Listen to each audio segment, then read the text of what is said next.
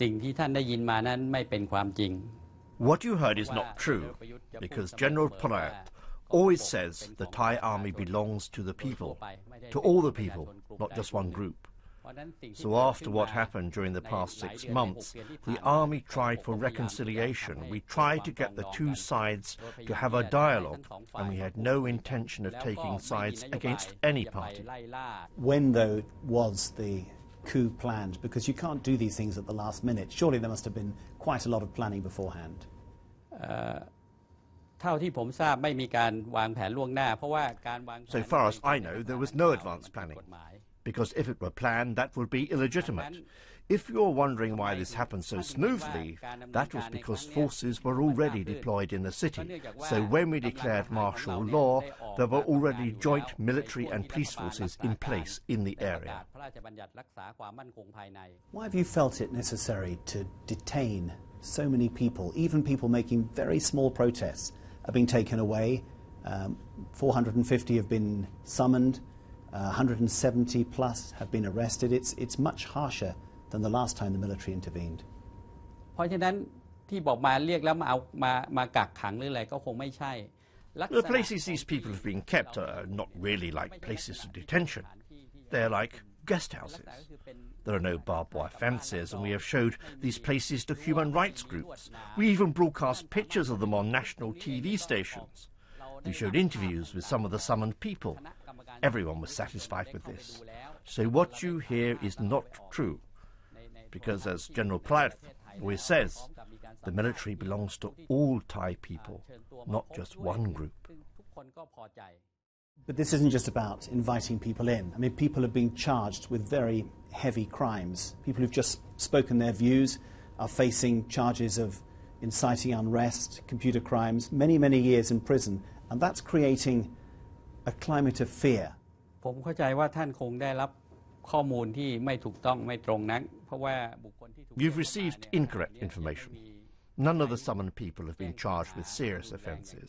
We only charge them with disobeying our orders. When these cases reach court, they will be processed in a normal legal way. You can have a lawyer, even in the military courts. Many of them are on bail, like the education minister. This is a normal procedure, nothing unusually strict. But it's not a normal judicial process. They're going to military courts.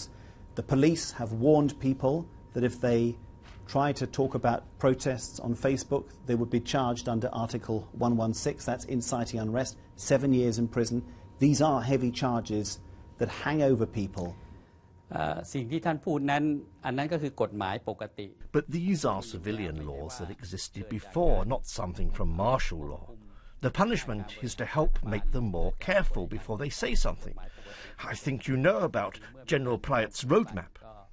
First, we want to bring peace to the country, then continue to the second and third stages of the roadmap so the country can move forward.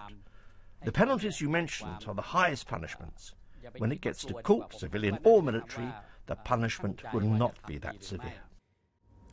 Parties linked to Thaksin Shinawatra have won all of the elections in the last 14 years.